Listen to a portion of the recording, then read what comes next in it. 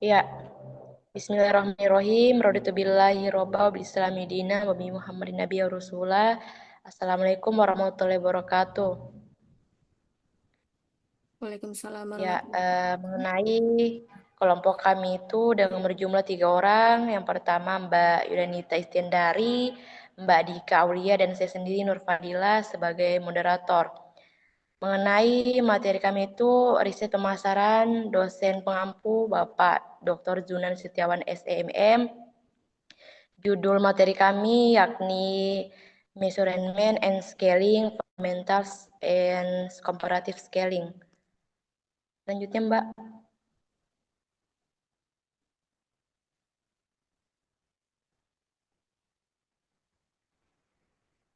Ya, dari materi kami ini memiliki latar belakang, yaitu mengapa topik ini penting. Yang pertama, tantangan riset, yakni sikap konsumen, loyalitas, persepsi, kepuasan bersifat abstrak dan tidak bisa diukur langsung seperti berat badan atau jarak.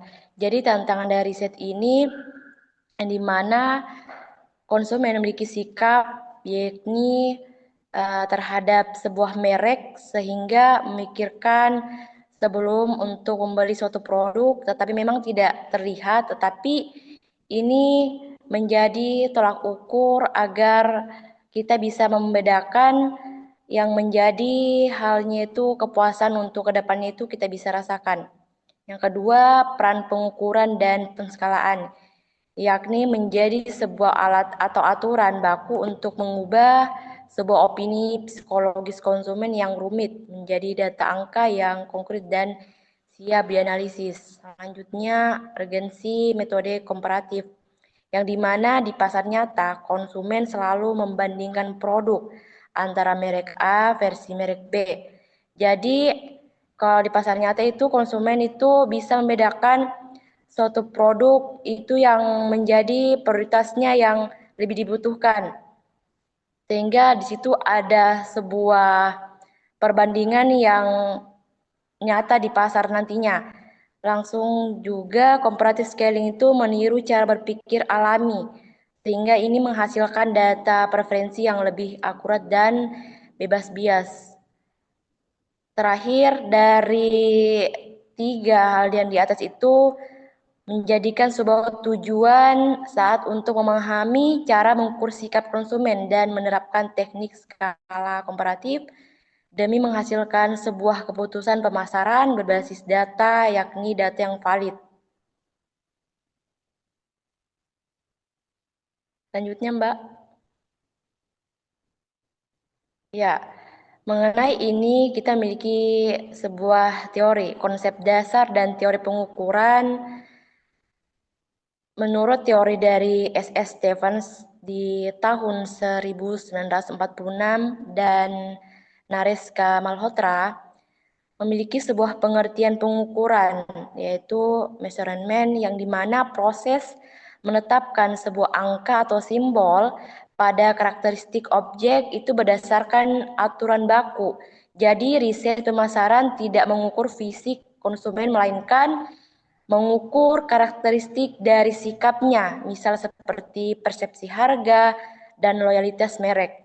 Dan selanjutnya ini memiliki juga pengertian skalaan, yakni scaling, yang dimana proses penempatan objek yang diukur ke dalam suatu titik yang kontinu atau kontinum dari angka-angka yang telah ditentukan. Misal dari skala 1 sampai 5 itu kan ada seperti ibarat sangat suka, tidak suka, atau netral, itu lebih ke angka 1 sampai 5.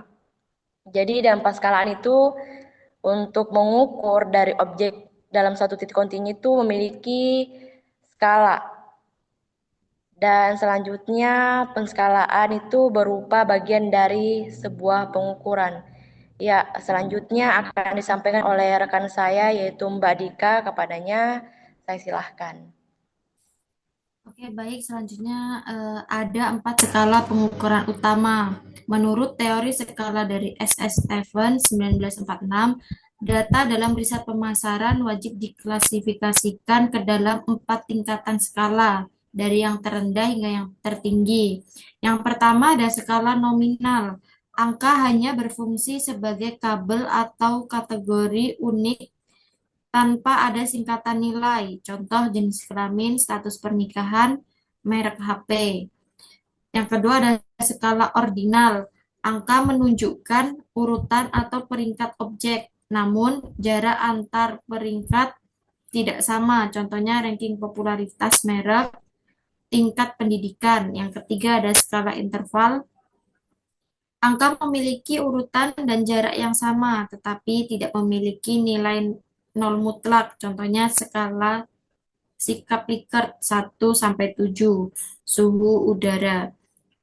Yang keempat ada skala rasio, skala tertinggi di mana angka memiliki urutan jarak sama dan memiliki nilai nol mutlak. Contohnya usia, pendapatan, volume penjualan. Penskalaan komparatif atau comparative scaling menurut teori dari Nernst Malhotra, teknik penskalaan dalam riset pemasaran dibagi menjadi dua jalur besar. Salah satunya adalah comparative scaling. Definisinya proses mengevaluasi dan mengukur sikap konsumen dengan cara membandingkan satu objek secara langsung dengan objek pesaingnya. Karakteristik data, skala ini memaksa responden untuk memilih atau mengurutkan sehingga data yang dihasilkan selalu berskala ordinal.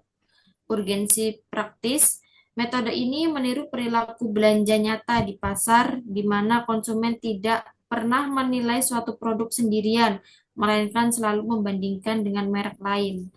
Selanjutnya akan dijelaskan oleh Mbak Nita.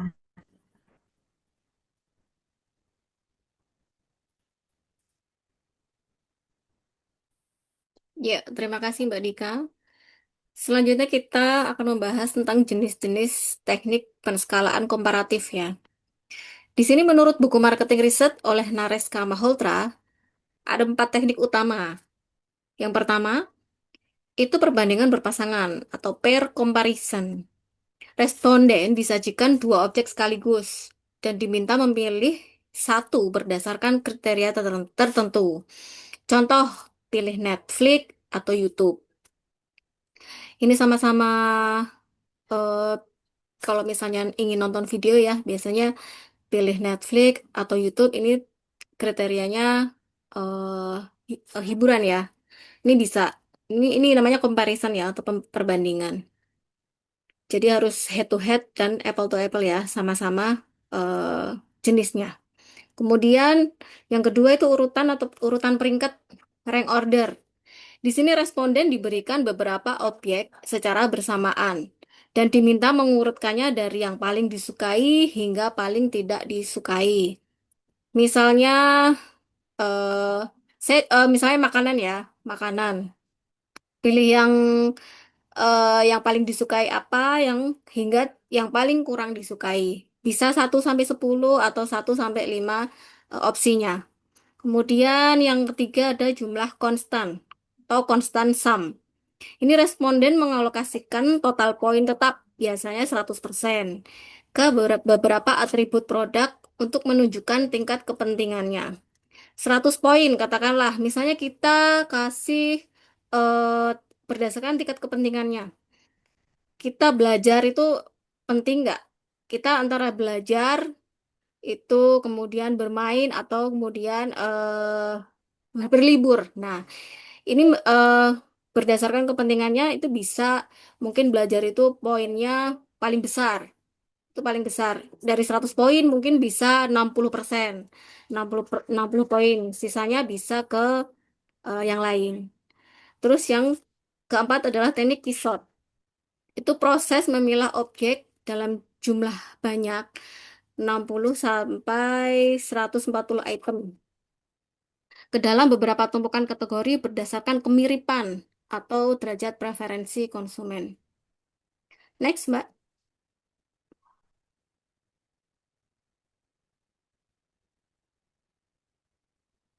Ya, kita masuk ke kesimpulan ya. Jadi pengukuran dan penskalaan adalah fondasi ilmiah untuk mengubah data kualitatif psikologis konsumen menjadi data kuantitatif yang valid. Karena psikologis konsumen ini kan kita tidak bisa apa namanya diidentifikasikan secara tersirat gitu ya. Harus pakai measurement atau pengukuran dan skala tadi. Kemudian ketepatan memilih tingkatan skala dari nominal hingga rasio. Ini untuk menentukan jenis analisis statistik yang boleh digunakan peneliti. Kemudian yang ketiga, comparative scaling. Ya, ini alat terbaik pemasar untuk menekan bias respon seperti halo effect dan melihat peta persaingan merek secara real di mata konsumen. Baik, selanjutnya saya serahkan ke Mbak Nur Fadila sebagai moderator. Terima kasih Mbak Dika telah